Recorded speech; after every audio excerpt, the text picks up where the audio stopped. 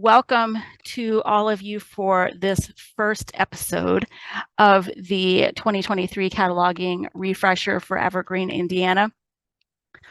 I am Ruth Davis, and this is going to be led by Britta Dorsey, who is our illustrious trainer for Evergreen, Indiana. I Hello, all. have a few updates that I want to give to all of you, and this is where that pen and paper, or there's probably a more modern way to take these notes, will come in handy. And so if you have any questions, please do not hesitate to email me either at coordinator@evergreenindiana.org or rfrazier@library.in.gov, and I'll get both of those emails. Okay, so let's go into the updates, and I don't know if you need, do you need to advance a slide? Okay, cool. So I'll just go quickly through the agenda here. This is me, I'm talking. And then Emma Ritchie from Eckerd Public Library is going to be speaking with you about diacritics in records and has some helpful tools to go along with that. And then Sandra Osborne is going to be doing a recap overview introduction to RDA records. And then Britta is going to be talking, Sandra from Mooresville Public Library, and then Britta, of course, from Evergreen, Indiana, previously Thorntown Public Library, is going to be talking about authorized headings in Evergreen. So I'm going to go ahead and give you some updates, and these are in no particular order. Again, if you have questions about them, please do not hesitate to email me, and this may be a point where you even write down the questions to send it to me. I will be responding to any of those questions today, even though I'm going into a meeting directly here. So the first thing I'm going to talk about real quickly is Info Express, just to get it out of the way. Generally speaking, this may or may not involve you as catalogers, but this thing that I'm going to tell you does involve you, or at least will involve you. One of the things that we have done and are doing is the implementation of a new item status that is called Lost in Transit. Not to be mistaken with Lost in Translation, but it's what I always think of, and we almost named it that. Lost in Transit. And we're going to be going back and applying that status to any item that is currently in transit and has been in transit from January the 1st through September the 30th. We're doing testing for that right now. And the purpose of doing that is to allow those items that have holds that are kind of on limbo because they're attached to those long in transit things to have those retargeted if possible, and then also provide a reporting mechanism. This status is not going to be something that can be applied by library staff yet, but it is possible that you will see it in the interface. Well, very likely that you'll see it in the interface. And I just wanted you to know where that came from as it starts to appear. We are going to have a conversation about it at the executive committee meeting that's coming up. And we may also have a conversation in the cataloging committee meeting that is going to be next Thursday. And we'll definitely also talk about it in patron services. So there'll be a lot of conversation about that new status, Lost in Transit, that is being implemented to help alleviate one of the log jams from the courier issue. The next update has to do with the Aspen Discovery Service, which is going to be an OPAC alternative experience for your patrons. There's going to be a lot of work done. Most of it at the outset is going to be done administratively here between Indiana State Library, those of us who work with Evergreen, Indiana at the administrative level, and Equinox Open Library Initiative, who is our support provider for that. And the reason I bring up Aspen Discover right now, you'll continue cataloging as you have before. But one thing that happens whenever we have a service that provides a different view of the things in the catalog is that we notice problems or things. There are things that rise to people's perception. And so one thing that I just want to provide some encouragement about is that's normal. And it doesn't mean that our catalog is terrible. It doesn't mean that our catalogers are terrible. It is inevitable. We have over 8 million holdings in Evergreen, Indiana, and we have close to 3 million bibliographic records. And so it is inevitable that we will see issues for that. And so I just wanted to give you some encouragement beforehand as we get closer, that issues will become evident, and those will just be data projects, which we are all very familiar with and know how to approach. Generally speaking, we approach them together because we are better at thinking when we share the load for that. We just launched Pearston Public Library. They cataloged in, and thank you to those of you who are in this webinar who participated in one or more of the 4 cataloging parties that we had for them. They're live and they are registering patrons and getting started with Info Express. Of course, probably not the best time to do that, but here we are, we're doing it anyway. We have another library that has not yet been approved by the executive committee, but has been approved by their library board. And I'll be doing a site visit there soon, but they will also be cataloging into Evergreen, Indiana, provided that their application is accepted by the executive committee. They're a little bit smaller than Pearston Public Library, but there was definitely something notable about Pearston. 2 things were particularly notable to me. First of all, their library was very organized. Despite not actually being automated, it was very piecemeal. You could make an argument whether it was automated or not, but I'm going to call it non-automated library. It's very organized.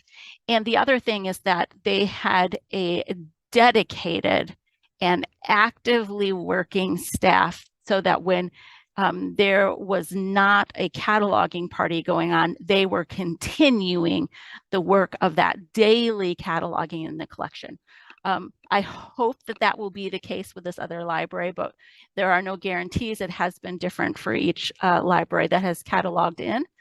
And by and large, though, we have seen that. I particularly noted it, though, at Pearston, was very grateful for it. We also will be migrating in Morrison Reeves Library. They are in Richmond, Indiana. They're a Class A library, and they will be coming from CRC's Symphony product. Their launch date is scheduled for the end of April, although we will likely see a lot of their things prior to that. And so we want to make sure that they have good overlap. But the difference between that library and these smaller libraries is they're going to be migrating their data in, and they have some idiosyncrasies, as all libraries do when they come in, that we'll be working out. One of them is that they have an extensive local newspaper index that they have been using MARC to describe. And so we're going to work with them on some possibilities for transitioning that somehow. The notes will be in the recording. This is a recording, but I can put them together probably, Jonathan.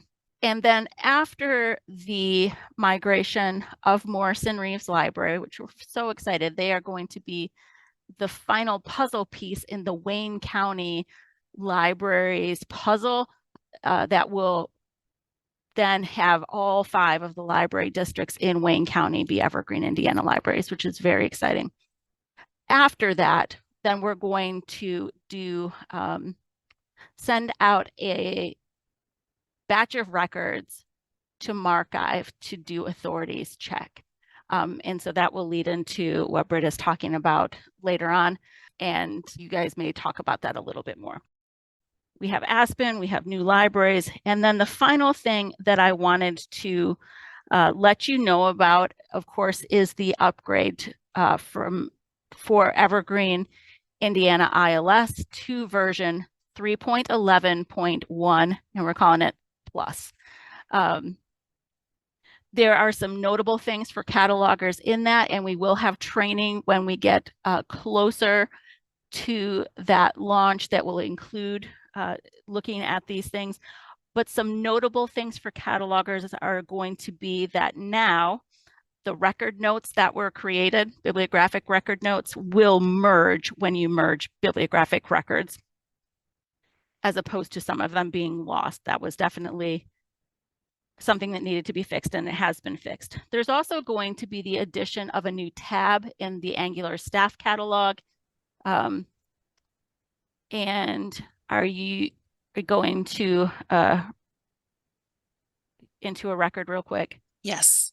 Okay, awesome. So this is going to be new, and Britta will scroll down here. It is this staff view. And it's going to include a lot of the things that kind of got lost when we went to the staff catalog because we weren't using the OPAC view any longer. One thing that you may notice is missing here is any of the novelist content or additional content that you could still see in the OPAC. There has been development done to include that, and as soon as that is available, we will have that included as well. The other thing of note that I wanted to let you know about is the addition of a new permission. And this may not impact you directly, catalogers, but it's going to impact people who supervise people who may catalog. It is the addition of the update copy barcode permission. Currently, to update copy barcode, somebody needs to have the permission to update copy, which starts getting into a lot of copy cataloging territory, even when that is completely unnecessary, if this person only needs to replace barcodes. And so now, rather than giving that broad permission, they'll be able to have this permission. And so we're going to do some alignment of the permission groups for circulators that are going to take advantage of this. It's not going to impact catalogers, but it is going to impact your territory, I guess is the best way to say it. Those are the updates I have for now. I could go on forever and ever, but there is more content. And so I'm going to hand it over now to Britta and say happy training. And I'm so glad that you guys are all here. Awesome. Thank you so much, Ruth. All right, next, we are going to have Emma Ritchie from Eckerd Public Library talk about diacritics. All righty, ready when you are, Britta. All right, today this is Emma Ritchie, the Technical Services Supervisor from Eckerd Public Library.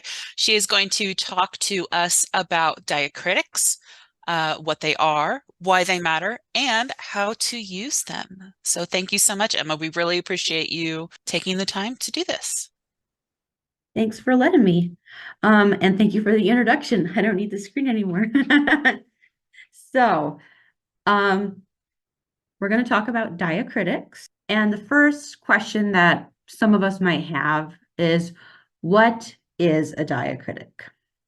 So I got this definition from Oxford Languages, and it is that a diacritic is a sign which, when written above or below a letter, indicates a difference in pronunciation from the same letter when unmarked or differently marked. So we're probably really familiar with diacritics, calling them accents or diacritical marks, but it's all the same thing, whether you call it a diacritic, a diacritical mark, an accent.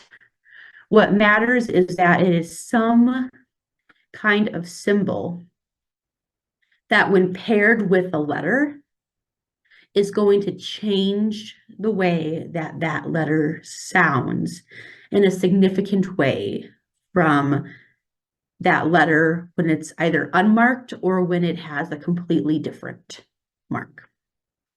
So these are just some examples of diacritics. There are a lot, as I discovered when I was working on this presentation. So there was no way that I was going to list all of them. But these four are kind of really popular ones that you'll see. That acute accent, that grave accent, that tilde, and depending on kind of what language background you have, either an umlaut or a diaresis. It's the same thing. I did figure that out. So these are what we're talking about when we're either saying diacritics, diacritical marks, or accents.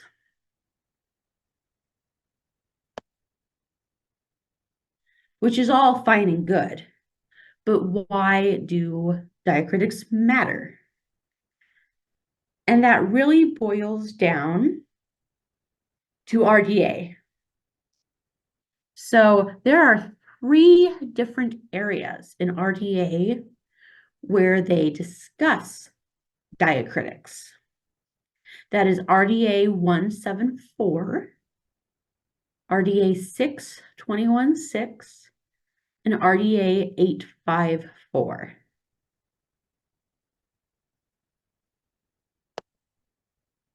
So our first portion, RDA 174, and all these quotes are taken from the book RDA Essentials, says that you want to transcribe diacritical marks such as accents as they appear on the source of information. So they're noting that anything that appears on the source of information that has to do with a diacritic, a diacritical mark, or an accent should be transcribed into the record.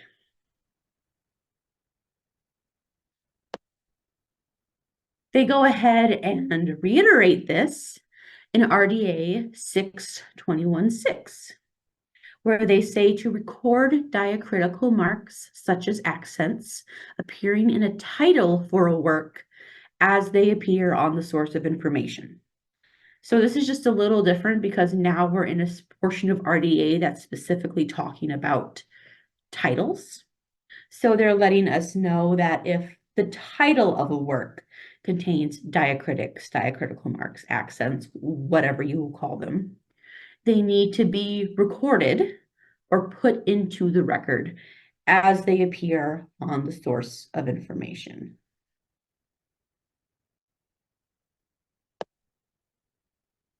And then, just in case we didn't get it, they reiterated one more time in RDA 854, where they tell us to record accents and other diacritical marks appearing in the name as they appear in the source of information.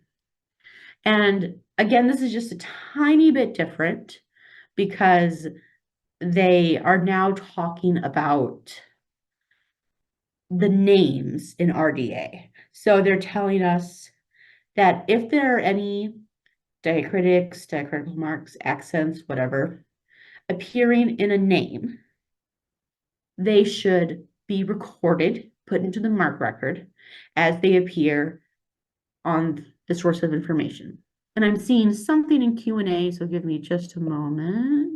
Yes, the question is, should every library have a copy of the RDA Essentials book?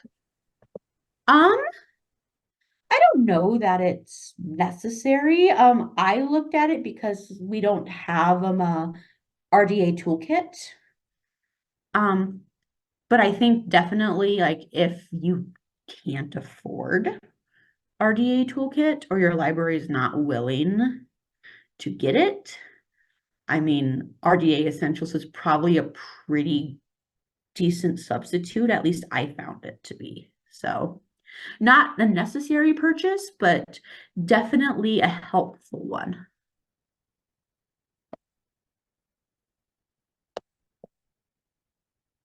So what do these three rules have in common? What they have in common is first, that all three of them tell us to record or transcribe something. So they are directly telling us to put something into the MARC record. And what they are telling us to put into the MARC record are diacritical marks or accents, whatever we choose to call them. And this is where it gets important. They tell us as they appear, so as we see them in or on the source of information. So whatever we have in our hands. And this is important because you will sometimes have an author, for instance, who you know typically gets a diacritical mark in their name. But for whatever reason, they chose not to put it on the book. And you're like, well, do I or do I not include this diacritical mark? You can use this to help guide you because it tells you to record them as they appear on the source of information. So you can use it as it is displayed on the item that you have in hand and know that you are within RDA's guidelines. And it looks like we have another question, Britta. Is there a way to put a diacritical mark and a call number on Evergreen?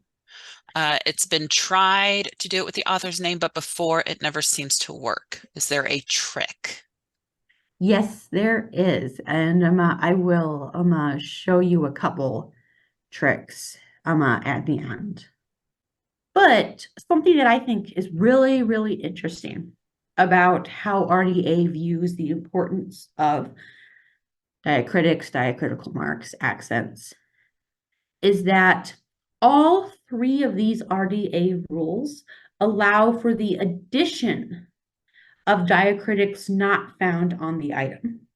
So it allows you to, if you have that author that you know their name is legally or in the authorized version authorized, to have that diacritical mark. RDA allows you to add that when you have relative certainty that should be there. But it does not allow for the exclusion of diacritics found on the item. So in other words, a really popular example in RDA Essentials is Les Miserables. If you have Les Miserables without the diacritics in hand, per RDA, you can either do it with the diacritical marks or without, because you do know that in the French there are diacritical marks there. But if you have a copy of Les Miserables that has the diacritical marks on it, RDA does not allow you to just say, well, you know what, I'm just going to nix doing this.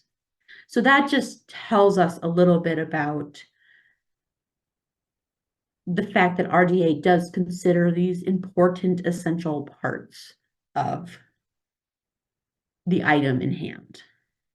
You can add if you're fairly certain that it's there, but you can't take it away. So, how do we use diacritics? This is always fun. And I know it's very frustrating in Evergreen sometimes because we've probably all encountered those records where we get there and there's this weird string of text and symbols and numbers just smack in the middle of a word. And what that typically is it's a coding issue where an accent, a diacritical mark, wasn't able to be transferred. And so you have to put it back in there. And I found two really good ways to do it. The first is alt codes, and the second is a new resource for all of you called a diacritics cheat sheet. Any questions at this point? There was one about if accents need to be placed in call numbers, or is it a matter of preference? For call numbers, I would say that's a matter of preference. In the mark record, they should be there if they're present because that's an RDA thing. But how you do your call numbers is completely up to you. So the first way to use diacritics that I found doesn't involve just Googling a with an accent and hoping that you get the right result and then copying and pasting it from the internet is to use alt codes. And I've included that URL here for a website that is incredibly helpful. It has the alt codes for pretty much about any diacritical mark that you could ever hope to find. But the thing to be aware of with alt codes is that you have to have a numerical keypad. So for instance, right now I'm presenting on a Surface. I don't have a numerical keypad on my Surface, so alt codes aren't available to me. They are when I'm at my desk and I have my keyboard that's attached. But just right now with the plain Surface, I can't use alt codes because I need that numerical keypad. So that's something to keep in mind. Which is why when I was talking with Ruth and Britta, we all thought it would be a good idea to create a diacritics cheat sheet. And what this is this is kind of a merge of alt codes and going to the internet, typing in a with an accent, and copying and pasting from the internet. This is a document where I have taken kind of the most commonly used diacritics, and I have used the alt codes to put them in to this document. And the reason that I use the alt codes is that this should hopefully make sure that when you are putting them into Evergreen, whether that's into a mark record or whether you're copying and pasting it into your call number, that it transfers correctly. So alt codes tend to transfer just a little better, I found. So you should be good to just copy and paste from this. And that's all that you have to do. It's divided by letter. You can go in, highlight whatever letter, whatever diacritical accent over or under the letter that you need. And you can just copy and paste it into Evergreen, either in the mark record or in your call number field. So my hope is that this is going to save you all some time, because for a long time, I did the old A with an accent into Google trick. And I only really discovered alt codes once I started regularly cataloging Spanish materials. So I'm really hoping that this will allow you to skip over that long and boring process of scouring the internet for the correct case and the correct accent, and then potentially having formatting issues. The other thing is this should totally be a living document. So I highly encourage you, if you are cataloging and you begin to discover, wow, there's this one accent that I use a lot that's not on the sheet. Reach out to me. Let me know. I'm happy to add it because I want this to be a resource that you can actually use. So don't be afraid to shoot me an email and be like, yo, can you add this accent to the sheet? I'll totally do it. It's not a problem. Do we have any questions? There were a couple. One comment that you also have the character map that is available in all Windows operating systems. Yes. If you just start typing in character map into the start menu, if you still have one, you can look through those, though sometimes it can be a little difficult to find the one you're looking for exactly, but you can just copy it and paste it as plain text in the record. Learn new things every day. One question is, will this be an enhanced Mark Editor screen? I would say it will be usable in both the enhanced Mark Editor and flat text editor to copy and paste. Yeah. And then the last question was if they lose the cheat sheet, where online can they rewatch the presentation? The presentation will be on recording will be available for those who will not be able to attend the live session, but I will put a link to this cheat sheet in the useful links for document that I have, and also we'll make sure to make it available in other areas where we are able to. Sorry. Awesome. But that is all the questions at this moment. Woohoo. So that's really all that I have to say about diacritics. I didn't use a lot of resources, but in case, especially if you're wanting that RDA essentials, but that is the information for it. And it's never a presentation for me until I've included a picture of my cat. So that's Sammy. And thank you all so much. Thank you so much, Emma. Thank you so much. Next, we have Sandra Osborne, who is the Deputy Director of Library Services at Mooresville Public Library. She is, Ruth said, going to kind of go back on what she discussed at the Evergreen annual conference. So it looks like she has already shared her screen. All right. Can everyone see this? Can everyone hear me? I can't see the chat, so I can hear you. Okay, awesome. And yes, we have a yes. And I apologize, I don't have any pictures of any animals on my presentation, so hopefully I won't get marked down for that.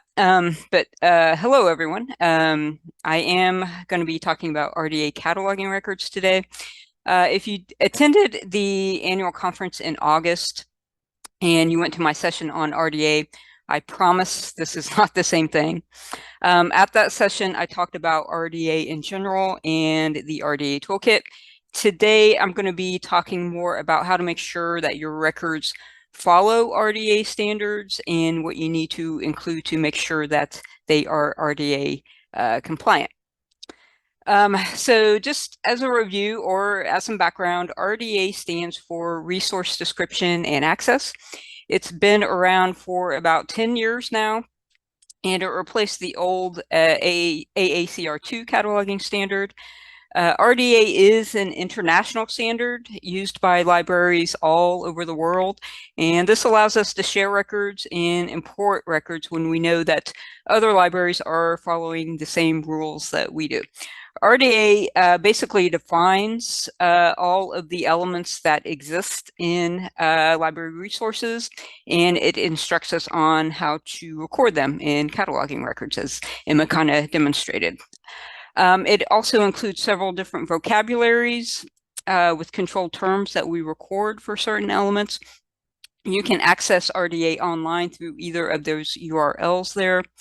I went into some detail during my session at the annual conference about how RDA is changing and why there are two different toolkits. So I'm not going to repeat that here, but what I'm going to cover today relates to the original toolkit, since that is what most libraries are still using at this point.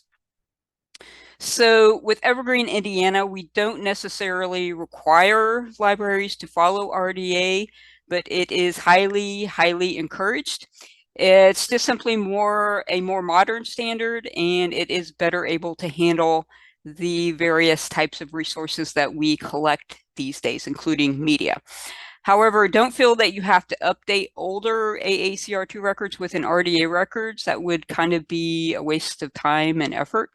But going forward, we should really strive to create RDA records and follow RDA standards as much as possible. A really quick way to recognize that an RDA record is this DESC fixed field. This just stands for descriptive form. A code of A means that it's an AACR2 record, the older cataloging standard. A code of I means that it uses ISBD punctuation and follows RDA. A code of C means that it does not use ISBD punctuation while still following RDA.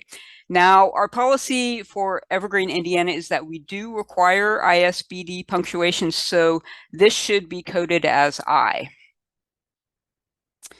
Another quick way to recognize RDA records is the O40 field. The subfield E should be coded with RDA, as I have highlighted in yellow here. All of the templates that we have in Evergreen do already have this when you create a new MARC record, so you don't really have to worry about this too much. So here are basically the main things that you need to worry or you need to think about to make sure that all of the records that you use or create are up to RDA standards, and I'll go over each of these in more detail in a minute. First of all, your record should record all RDA core elements. Some of these are recorded by just transcribing them as they appear on the resource, so you'll need to do that for those elements.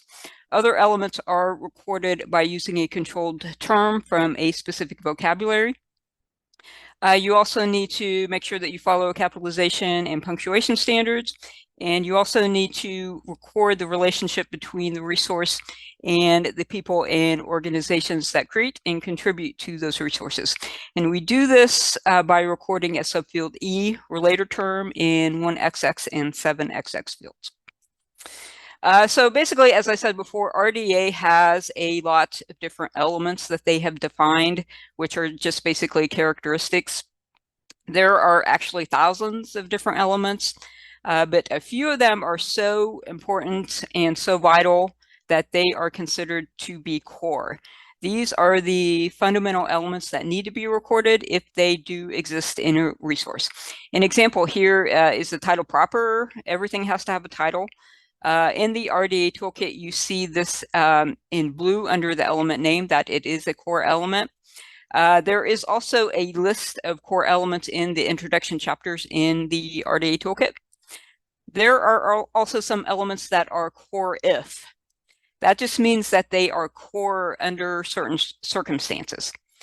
One example is the distribution statement. Normally, this is a field or an element that isn't required because we usually just record a publication statement, which most items will have. But distribution statements are required to be recorded if publication elements or a publication statement does not exist or isn't available. So in that case, that makes a distribution statement core if. So here is, if you don't have access to the RDA toolkit, the list, if you do have access to the RDA toolkit, the list of core elements can be found in 0.6, in RDA 0.6. This is just a screenshot of the core elements for publications. There are some core elements for agents or people. These are some pretty basic elements, and in the template that exists when you create a new record in Evergreen, there should be a field for all of those for the most part. You can also find a list of core elements in the BibCo standard record. And in fact, our Evergreen cataloging policy is to record all of these core elements. And this BibCo document is a great resource if you don't have access to the RDA toolkit because it is free. And I'm hoping that Britta is going to put the link in the chat there. But here are the links to BibCo and the application profile right here. This application profile was last updated in January of 2020. So look for this to be updated in the near future with all of the updates to RDA and the new RDA toolkit. But this is what is available to us right now, and it still does reference the original RDA toolkit. So here is a screenshot from that document. And this table basically includes all of the elements that are core, either RDA core or PCC core or recommended. PCC just stands for the Program for Cooperative Cataloging, which is run by the Library of Congress. It's not really that important to know much about them, but it's just several organizations that are dedicated to quality cataloging standards. In the leftmost column here is the name of the RDA element. Then the next column is the RDA instruction number, where you can find it in the toolkit. And then there is a column for notes for that element. And then finally, the mark encoding, where it lists the mark field, where you encode the element in a mark record. A plus sign next to an element means that it's PCC core, not RDA core. And R means that it's recommended. If you look at title proper here, there's no plus sign. So that just means that it's a pure RDA core element. Variant title, on the other hand, is a recommended element, and that's what's recorded in a 246. So you definitely want to record that if needed for your resource. So whether something is RDA core or PCC core or recommended, you want to try to record all of these elements and make sure that your record is complete and is of good quality for our patrons. So this is a really great document to get familiar with and use as a reference, especially if you do have to create original records or have a record that is pretty minimal that needs to be enhanced. You'll also notice the T that's in parentheses next to some of these, and that stands for transcribed element, which brings me to my next topic. Emma talked a little bit about transcription. There are actually 4 different methods of recording elements or values for those elements. I'm going to talk about 2 of them right now, transcription and structured recording. Transcription is also called unstructured recording. This is simply transcribing an element exactly as it appears on the resource. Even if something is misspelled, you transcribe the misspelling. You don't abbreviate, you don't write out acronyms.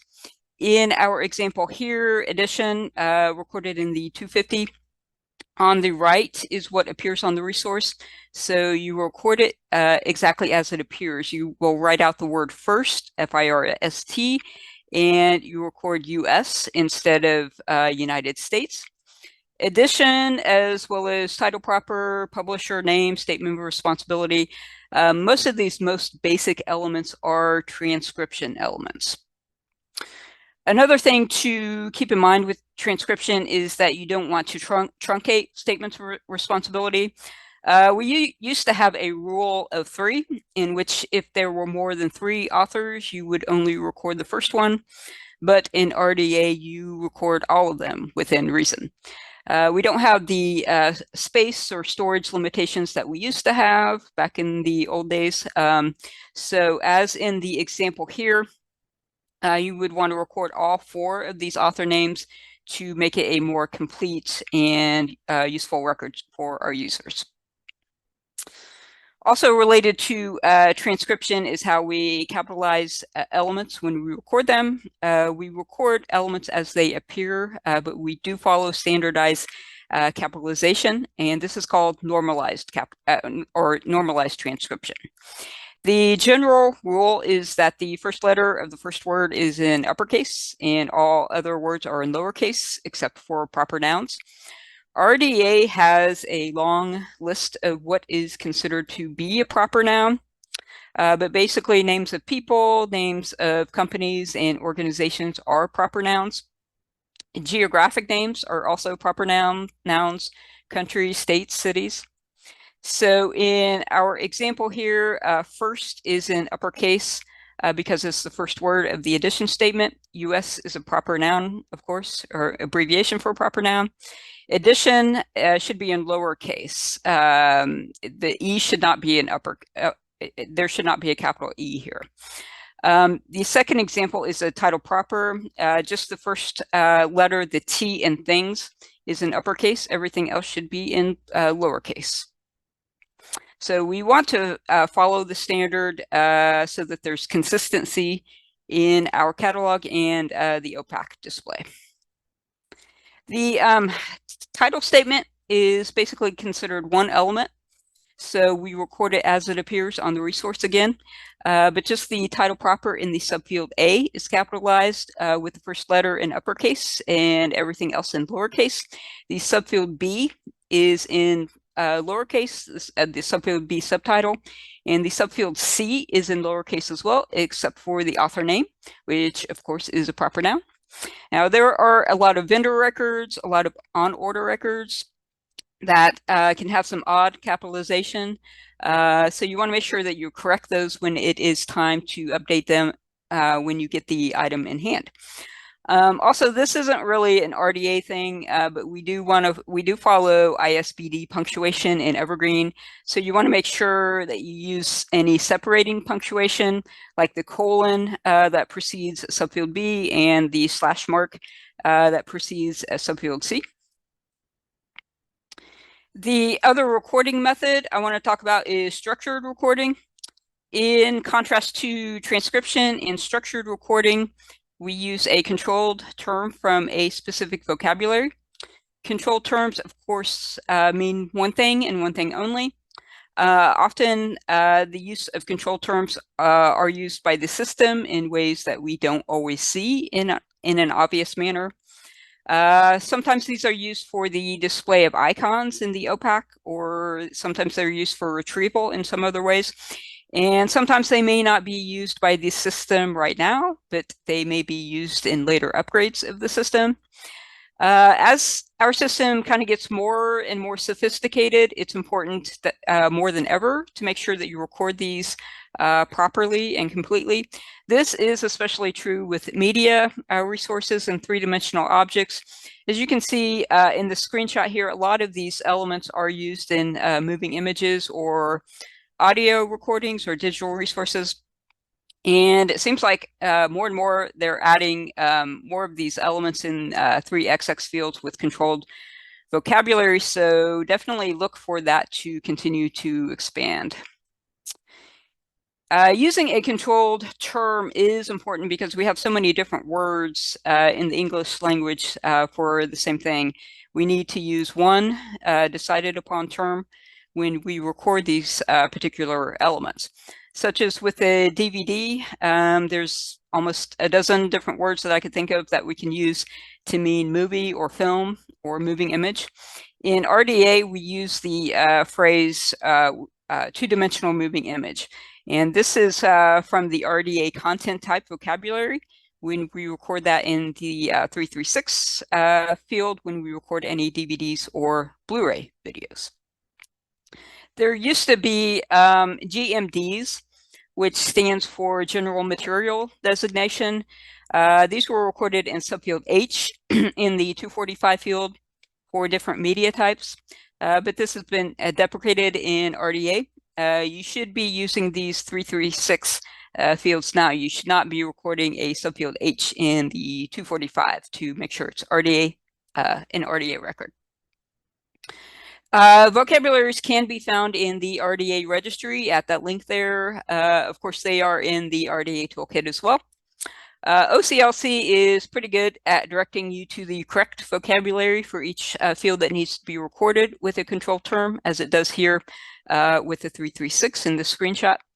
You should also be recording subfield 2 fields to show the source of the vocabulary that your term comes from. And finally, you need to be sure to record relationships between the resources that you're cataloging to the agents that create or contribute to them.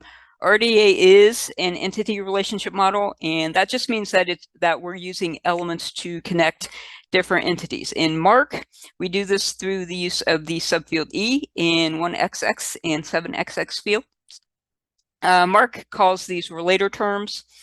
RDA calls them either relationship designators or relationship elements, depending on which RDA toolkit you are using. It's a little bit easier in the original toolkit because you can just look at Appendix I for these terms and definitions. With the updated RDA, this is a little more difficult. There are some odd names for RDA, some RDA elements like film, director, person. So the PCC has made these labels or relationship labels. This is what we are to record in the subfield E as relator terms. So our example here is a film director for the heading in for Steven Spielberg. So this is recorded in the subfield E. This is a repeatable subfield. So for this particular resource, he was also a film producer and screenwriter as well as the director. And so you can see all those terms were recorded as well in repeating subfield E's. This is an especially important element to record because it does get displayed in the OPAC for users. Of course, this may change with the upcoming upgrades and the upgrades. So this is an example of when you don't have a subfield E in the 700 fields, the default is added author. So for a DVD, it displays as added author for actors in a movie. Actually, everyone listed in a 700 field, including the producers and directors and screenwriters. So as you can imagine, this can be pretty confusing for patrons when they're looking for a movie and they see author. This, of course, is an older movie. This record was probably created well before subfield E's became standard, but it's just a good example of why we want to follow RDA instructions and standards as much as possible. And here are just some common examples of relator terms for various people and corporate bodies. I'm sure that we're all familiar with this field, but just keep in mind that you do want to make sure that this gets recorded. So that is about all that I have. RDA is pretty complicated, but just keeping these basics in mind will really help with cataloging and having quality records in our system. I also wanted to add that the RDA toolkit is available by subscription. It's a yearly subscription. And I know that there's a discount for the consortium. So you would want to contact Ruth if you want to get a quote for that price. And I believe that the more libraries that have a subscription to it, the lower that price will be. That's my understanding. So did any questions come through while I was talking? No, one, but we were able to answer it. It was just Okay. asking about the resources that talk about the core requirements. Okay. And you cover those for the RDA, but also less RDA, the Library of Congress discusses the core minimum requirements for Right. MARC records. Yep. Oh, I think one just came through. Is there a free option that offers part of the RDA toolkit? There's, as Emma said, there is the RDA Essentials. There's also, I believe that there's a print version of RDA available, but RDA is being updated. It's possible that you want to, I don't know if that's available anymore, the print version, but you could certainly look into buying that. I really recommend the RDA toolkit though, because it's so much easier to search and use that way. But definitely buying either the RDA Essentials or the print version of RDA, you can do that as well. And yeah. Sorry, go ahead. The Library of Congress, that website has a lot of resources as well. Yeah. I also want to say sometimes if you Google one of like RDA and what you're looking for, sometimes other websites may have quoted the RDA toolkit. So you might be able to find that information for free, just not from the actual toolkit, and they might not update it as frequently as the actual toolkit would. All right. Thank you, everyone. Hello, everyone. For my little section of the presentation today, I am going to talk about authorized headings. My name is Britta Dorsey. I am the Development Support Administrator for Evergreen, Indiana. I was assisted with this presentation by Charles Lummy, a cataloger in the Technical Services Department at Hussey Mayfield Memorial. So thank you very much for that. We are going to do a not so quick authority refresher, like what they are, how we can search the Library of Congress Authority's website. We're going to look at some new and updated headings, the common thesauri that you will find in our records, along with how we can enter them, and then just one or two tips for transcribing established headings. So what are authorities? Authorities are the preferred form of a personal name, like an author, a corporate body's name, geographic locations, series, uniform titles, or topical subject headings. We use them to connect all works by a single author, for example, so patrons and library staff can retrieve all available information by or about that author, and to distinguish between like names, or to connect all books that are about cats, or if we did not use established headings, chaos would reign. I am going to probably always use Stephen King as the example because he is a great example. Did you know that there are 45 different entries for the name Stephen King in the Library of Congress Authority file?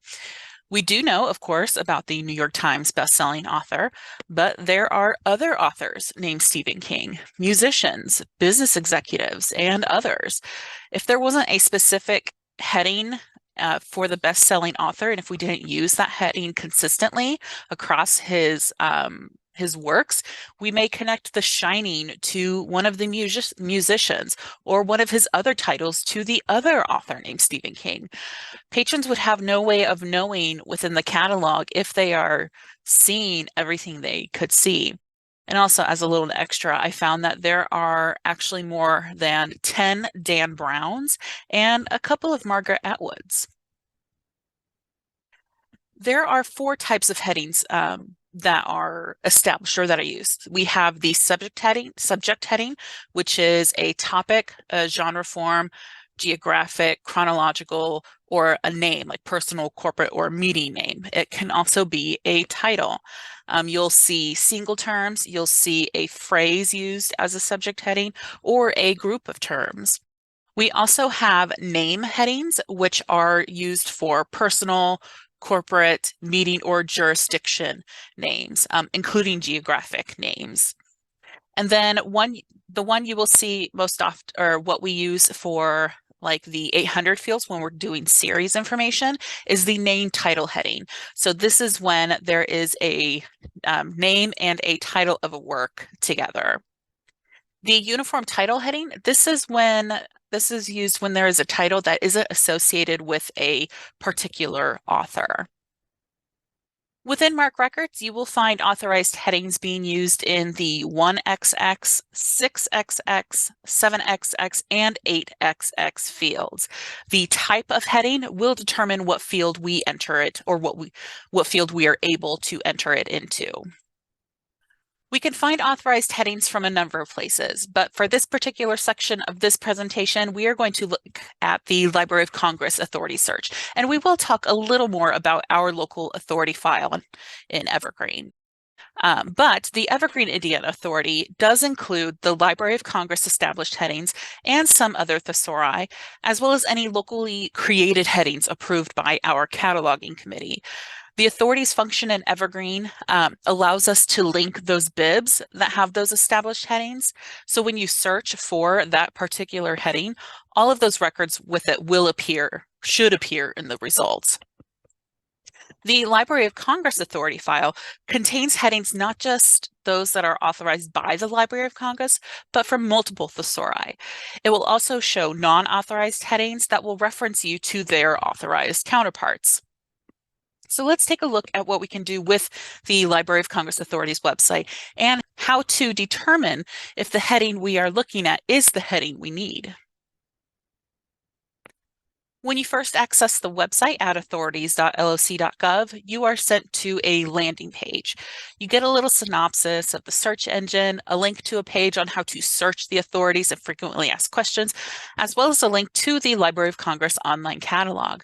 We are going to select Search Authorities to start our search. Similar to the types of headings, there are 5 types of searches split in the authority file. The keyword search, which is the 5th one, searches all of the heading types. I always recommend starting out with the specific type and then broadening your search if you need to. Some search tips that the Library of Congress recommends: only use punctuation if found in the middle of words or numbers. Otherwise, you don't really need them. Your search results will begin with the words or phrase you entered. If you're looking for a personal name, enter the last name and then the first name. Remember, you don't need to enter a comma in between them. And then try to distinguish between same names if you are able. Try searching both acronyms and full names. Each result will have information separated into 4 columns. The first column will either tell you if the heading associated with that result is authorized, is a reference to an authorized heading, or it might have nothing in it, which doesn't mean it isn't established. It just may not be established by the Library of Congress. The second column lets us know how many bib records in the Library of Congress catalog are using that heading. The third column is where we can see the heading text, and the fourth column will tell us the type of heading. This column will show something different based on the search type you performed. For example, this image was a search for a name authority heading. The fourth column then shows us the type of name. And these 2 examples are personal name because they are personal names. And I wanted to take a quick moment to look at a live example.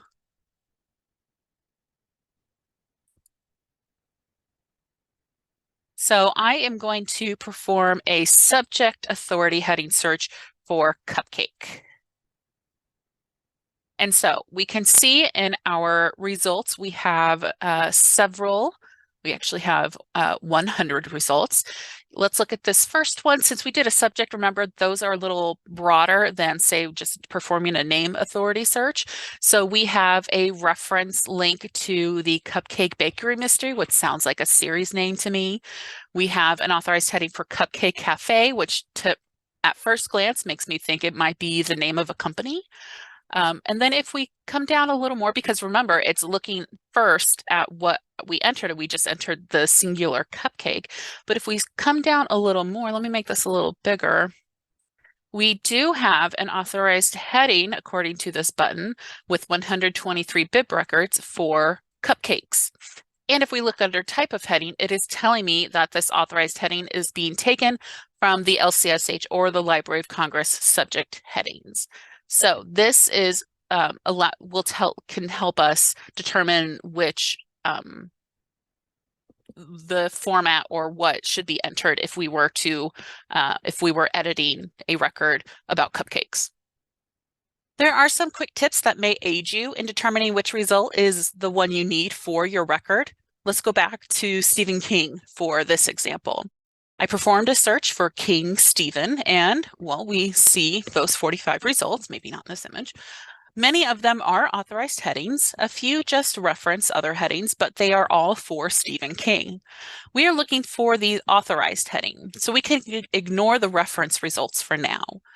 We know that the best-selling author Stephen King is still alive, so we can immediately ignore those with a death date established. But we don't know when he was actually born, so which one do we start with? We can take a look at the bib records list or column. This one right here has 402 bib records with that particular heading in their mark. So this is probably a really good place to start. And we can see that it is an authorized heading and includes references. So let's see where this takes us. So we're going to click on that authorized and references link. Okay, so when we look at this is actually a little promising. We have a link to the authority record for the heading we selected, as well as those references.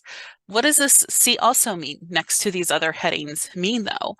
See also is used to refer to another authorized heading related to the heading we selected from our results. For example, this 112263 is the name of one of his books and is a television program based off of that. Richard Bachman is a pseudonym he used to publish some of his works, and there are some name title headings as well. We can see from these related headings that we very well may be looking at the correct heading for Stephen King. If we click on the authority record link, we can again see those see also references as search also under 5XX, because that's what the 5XX fields are for in authority records. So when we click on the heading link to view the authority record, we get this very, well, in Stephen King's case, a large record. And this might look a little familiar to us as catalogers, but with authority records, the mark tags that we use don't really mean the same as they would if you were creating a bibliographic record. So when we are looking at this authority record, how can we determine in this example that this is our guy? Also, what other fields in an authority record help us determine how we can use the heading, especially when we're looking at topical and genre form headings. I am saying that we're going to skip the 100 field for now, but I forgot to move the slide, so we're going to talk about it real quick. So in an authority record, the 1XX field is where the heading lies.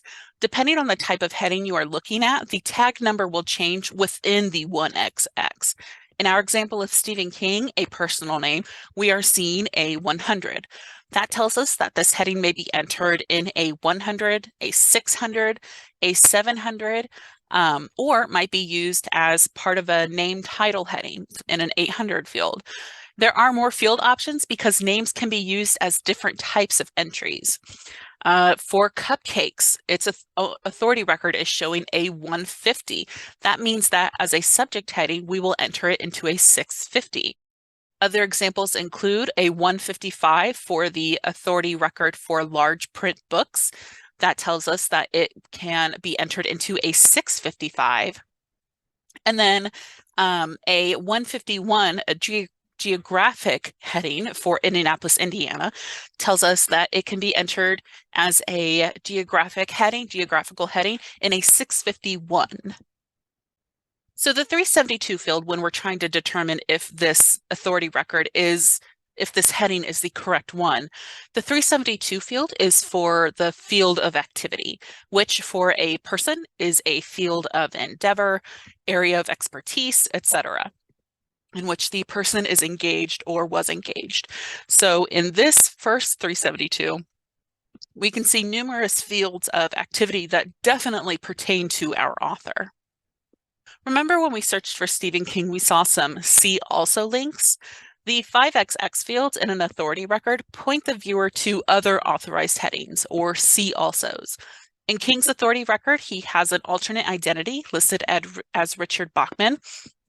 If we were to search for that name, we get Bachman Richard with the authorized and references link. When we click on that and access that record, we can see the 500 field that points toward his real identity and to the established heading for his real name. The sort of opposite of the 5XX fields in authority records are the 4XX fields. These are see from tracings, or headings that are not authorized, but are used to direct other non-established forms of the heading. In this case, a personal name to the established names. So if we were to search for Stephen King in the authority search, we'd get results that tell us that heading is a reference to an established heading. The 670 is where sources are cited that relate to the entity in the 1XX field. It includes where the information was taken. In this example, Stephen King's official website. Also, the URL and the information found from the source. Each source citation will have its own 670 field.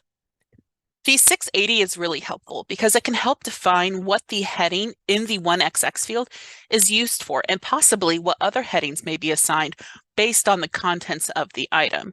So in this example, this is the record for the subject heading Life Change Events. There's a 680 that describes when this heading can be used. So if we were to search for life change events as a subject heading, we see that there is an authorized references and notes link. We'll click on that, and if we click on scope note, which is what is entered in a 680, it gives us the 680 field without having to go through the entire record and describes when we would use this. So for life change events, it says here are entered works on those social, psychological, and environmental occurrences which require an adjustment or affect a change in an individual's pattern of living. But just keep in mind that not all headings have a 680. So how authorities work in Evergreen. When we are editing a record or bringing one in and we are adding headings to it, we save the record, and then every night a cron job is run to validate authorized headings added since the last run. And when I say validate, I mean the heading is being compared to the authority file in Evergreen, Indiana. And if the heading can be found in the authority file, a link is going to be created. That's where that subfield 0 comes in that we see at the end of those fields. Those headings will be updated with that subfield 0. So now those bib records are linked by that specific heading. So another way that we can usually manually validate headings, which isn't recommended because it's kind of wonky, but it is available in the MARC record. And I'm pointing this out because I want to show you that even if a heading does not receive a subfield 0, doesn't mean that it is not correct. So when it is validated or when that cron job runs, the entire heading is being checked against the authority file. And if that entire heading, like for example, like the fiction, well, no, that's not a good example, never mind. It's going to look at every single subfield within that particular heading. If that is not found in the authority file, it's not going to receive a subfield 0. It's not going to validate. So again, sometimes headings don't validate even though they are correct. For example, this is a valid heading from the BISAC thesaurus, but it isn't in our thesaurus. So when it is compared to our authority file, it's not going to validate because it's not in there. But we know based on the BISAC thesaurus that it is correct. Another example is this 800 field. Actually, I think at this point it has, it has been authorized. It isn't an authorized heading, but it is not in our file. And then sometimes they do validate, but it isn't right for the record. So for this example, we have a 650 heading for board books. This is a valid heading from the Library of Congress, but the item is a board book, not about a board book. So in this case, you would want to remove this, or if anything, not remove it, but change it to a 655 because it is a form heading, and then remove this 0. And then other times the heading is actually incorrect. So what we can do for that is search the search a thesaurus for a correct term. If we follow the trail to find the established heading, so in this example, great white sharks is actually should be white shark. So then we change that in the record to white shark to match the actual established heading. So these are just some new or updated subject and genre form headings that the Library of Congress has released. So previously, we have been using the term large type books as a genre form heading for our large print material. However, the Library of Congress has replaced that, well, not necessarily replaced, has added the form heading large print books. And it is now the preferred form heading in the Evergreen, Indiana catalog. This heading will supersede the original heading provided by the Library of Congress, and it will be used for the material that is considered large print. So items that meet those, the national standards for large print material. So if we were to enter it into our records in the flat text editor example here, we would use a second indicator of 7 because the source that we are taking it from is not listed as the source is not indicated as in the second indicator between 1 through 6. So we are going to use a 7. Subfield A is where we enter that that heading, and then in the subfield 2 is where we enter the code for that source. The Library of Congress has added the term video games to their genre form thesaurus as well. We can use this for items that are electronic games controlled by the player using an input device like a Joy-Con, controller, keyboard, things like that. There is a video game heading that many people have been using from the OLOC video game thesaurus, which we'll talk about in a little bit, but preference is placed on the Library of Congress one. The Library of Congress has added the heading manga as well to the genre form thesaurus and is now the preferred heading in the Indiana catalog. It is superseding the original genre form heading of manga that was locally created by the cataloging committee. So from now on, we will want to use manga with a subfield 2 with LCGFT 2. LCGFT. Don't worry about updating older ones or the ones that still are linked to our heading. Once we upgrade to Evergreen 3.11 1+, we should have the ability to merge those records and it should update automatically. So don't worry about that. Another new or updated heading is for anime, for motion pictures. This should only be used for animated motion pictures employing a set of Japanese stylistic conventions. So we don't want to use it for Disney films as an example. We are looking more like those films released by Studio, is it Ghibli? Apologies. That were produced by Hayao Miyazaki. So it has to have that Japanese stylist convention in order to be applicable. And there is one for anime television shows as well. The Library of Congress has also, don't want to say finally, but has finally added or updated a number of queer-related genre headings. So quick question about the anime, the show Avatar: The Last Airbender, would that fall under anime? That is a good question. I would maybe... Not if you talk to people who love anime. That would be an animated film at the most. Okay. Also might be good if you look at maybe the IMDb or look up, that might have information about that, or check out the OC if there's an OCLC record for it. You could try that.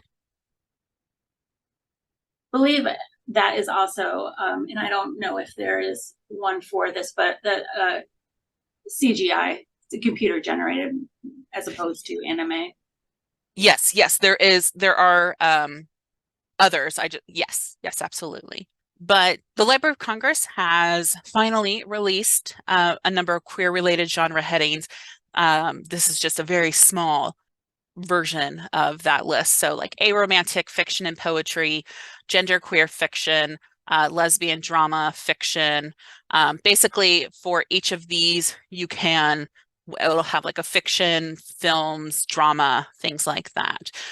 So we would use it for fiction featuring insert one of these terms, characters, or addressing one of these terms, themes. And since it is an LCGFT heading, we would use that in the subfield too. All of these examples that we have talked about have been using a second indicator of 7, which means that the source was specified in a subfield 2. But not all of the headings that we use need a subfield 2. Some of them are taken from one of these headings that are listed as a code for the second indicator. So if you see a 0 in the second indicator, that means that the heading is taken from the Library of Congress subject headings. There's a 1 for the children's and young adult subject headings, medical subject headings, and so forth. But if we were to use the subfield 7, there are other thesauri that we can use and their codes. So BISAC for the book industry standards and communication subject headings. We, of course, know about FAST headings, GSAFD. Newer ones that we have been using more recently are the genre terms for tabletop games. HOMOIT is for Homosaurus, which we will talk about a little more because I can't think of the official tagline. We have the demographic group terms, genre form terms, the OLOC video game genre vocabulary, and thanks to Emma, the Queen's Library Spanish language subject headings. Again, the BISAC is an approved thesaurus that we can add to our records for headings. They are formatted a little differently than what we are used to by using different subfields. All of the heading information is entered into a single subfield A for BISAC headings. The major heading or is entered in all uppercase letters, and then each specific term after that is separated by a space, /space, and then it ends with a period. We do just transcribe it as it appears in the heading list. The GTTG are genre terms for tabletop games. This was created by the University of North Texas Libraries and includes a list of genre terms for tabletop games, which is awesome because we know how popular tabletop games have been in the last several years. We do still want to put preference on headings from the Library of Congress, but we can still, we should still feel comfortable using these headings. So we have an example of hidden role games in a subfield A. Remember, we are using that second indicator 7 because it is the source is being specified in that subfield 2 with that code. Homosaurus is an international LGBTQ+ linked data vocabulary. So it includes both topical and genre form headings for material in which an LGBTQ+ person or persons or topics are prominently featured. We do, again, still want to put preference on headings from the Library of Congress, but I think I noticed that the Library of Congress does not go as in depth or maybe does not feature other topics that this thesaurus might. So this is definitely an option for when you need to expand on your collection a little more. The OLOC video game genre vocabulary, this was created by the Online Audiovisual Catalogers, Inc. organization. Like the others, preference is placed on the headings from the Library of Congress, but this vocabulary has so many more terms that can be used for our video games. This can be used for any electronic games controlled by the player using an input device. So computer games, Switch, PlayStation, Xbox, video games, things like that. All right, couple tips for transcribing established headings. Many times the established or authorized personal name, I've been keeping with personal name, but or series title does not match the name or series transcribed from the item. Authorized headings usually have more information to help differentiate between like names.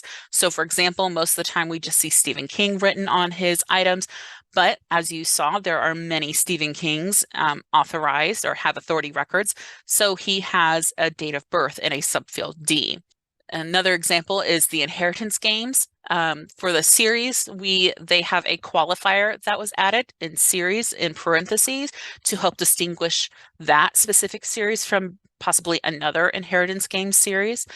And then one that's, I think, more easily noticeable is the title Spare by Prince Harry, where that is what is written on the item. However, when we look at the heading and how we transcribe it in the 100 field, we have Harry, Prince, Duke of Sussex, and then his date of birth.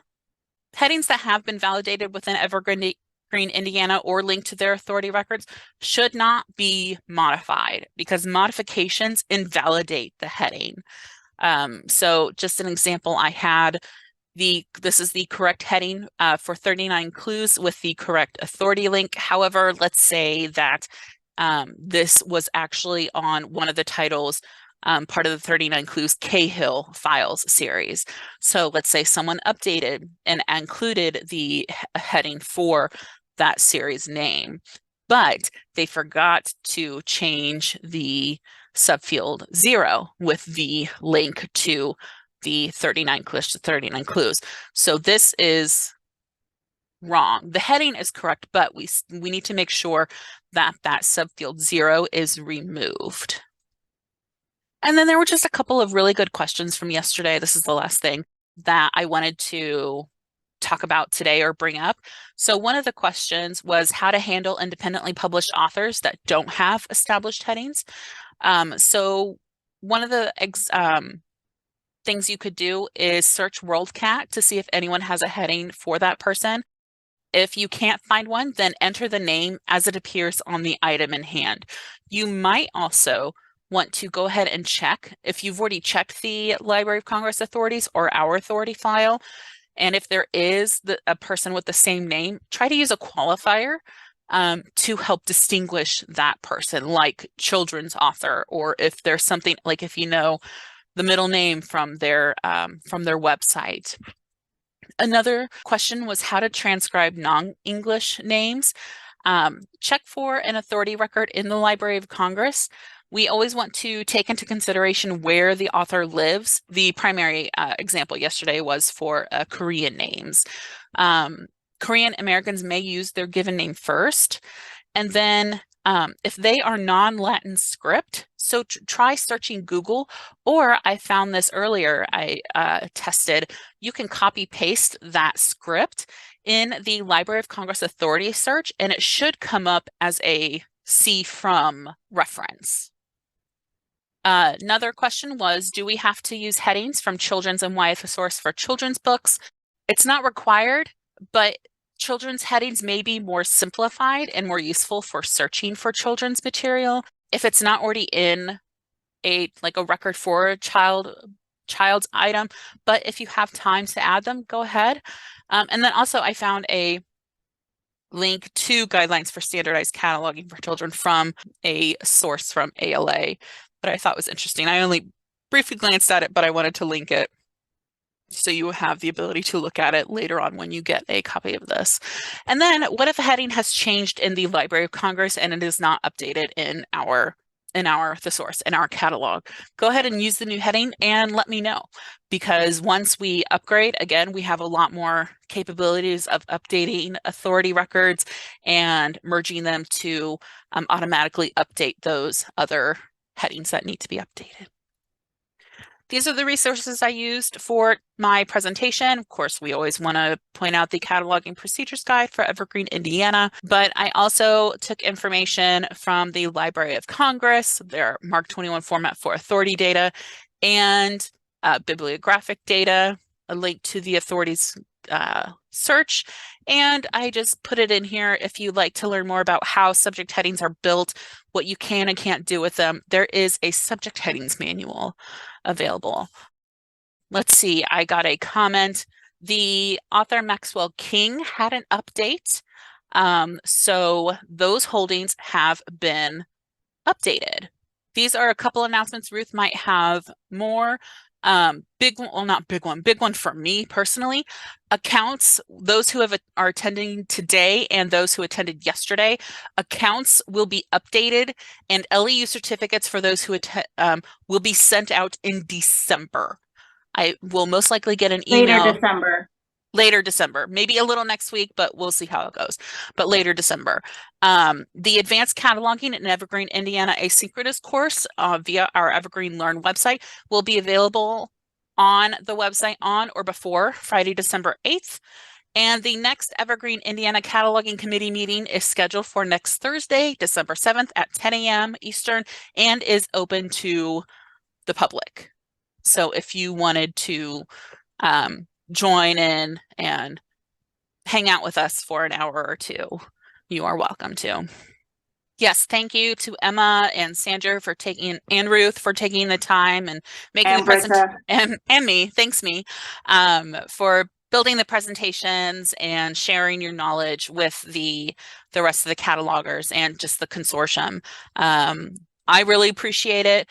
I know Ruth appreciates, and a lot of we all appreciate it. We appreciate you. So thank you guys so much. I hope you have a wonderful rest of your day.